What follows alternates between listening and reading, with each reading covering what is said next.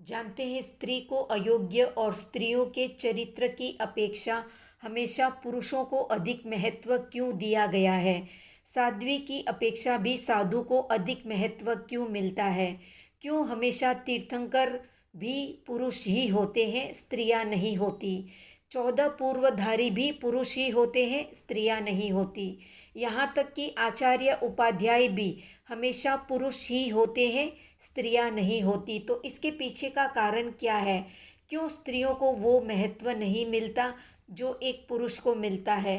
क्या कहते हैं शास्त्र और क्या कहता है कर्म विज्ञान, इन सब के बारे में जानेंगे।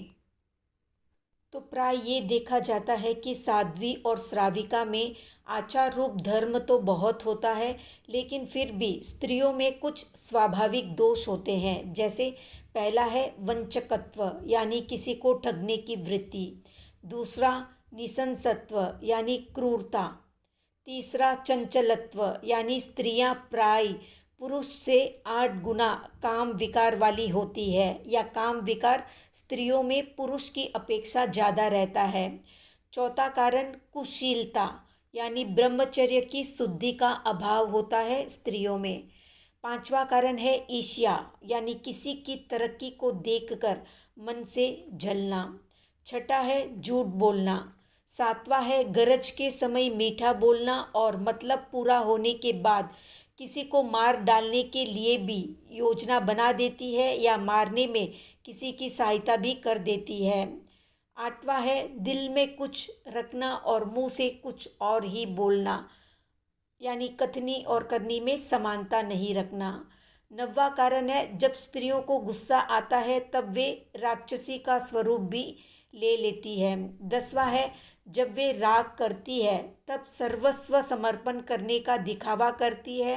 लेकिन एक कहावत है कि जिनका चित्त स्थिर नहीं है उनकी प्रसन्नता भी भयंकर होती है, यानी वे क्षण में रुष्ट होती है और क्षण में तुष्ट होती है। 11वां कारण ज़्यादा बोलना। 12वां कारण निंदा करना।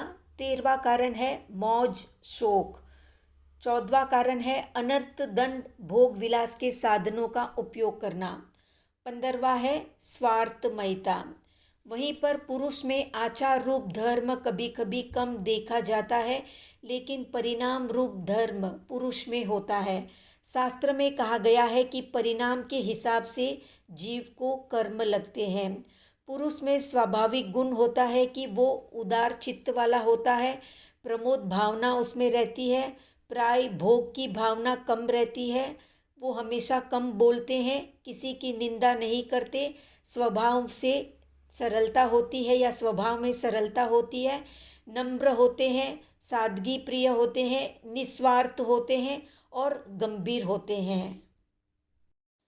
व्यक्ति विशेष की अपेक्षा को लेकर पुरुष भी दोष वाला हो सकता है और स्त्री भी गुणवान हो सकती है, लेकिन पुरुष और स्त्री के गुण दोष में, स्वभाव में और शरीर के अंगोपांग में बहुत बड़ा अंतर है। पुरुष 4 रास्ते पर खड़ा रहकर रात बिता सकता है, सो भी सकता है, जबकि स्त्री 4 रास्ते पर रात को सो नहीं सकती। ज्ञानियों ने ज्ञान से पुरुष स्त्री के आचार रूप गुण दोष और परिणाम रूप गुण दोष देखकर जैन धर्म को पुरुष प्रधान फरमाया है। इसलिए 4 प्रकार के संघ में साधु को प्रधानता दी गई है। कर्म विज्ञान के अनुसार या कर्म सिद्धांत के अनुसार जब जीव मिथ्यात्व या सास्वादन गुणस्थान में रहता है तब स्त्री वेद का बंध करता है, जबकि पुरुष वेद का बंध सम्यक्त्व गुणस्थान में होता है। तो ये थी संक्षिप्त जानकारी शास्त्रों के आधार पर पुरुषों को अधिक महत्व देने की। आप सबको क्या लगता है, स्त्रियां विश्वास के योग्य होती है या नहीं होती है, कमेंट में बताएं। वीडियो पसंद आया तो लाइक शेयर सब्सक्राइब करें।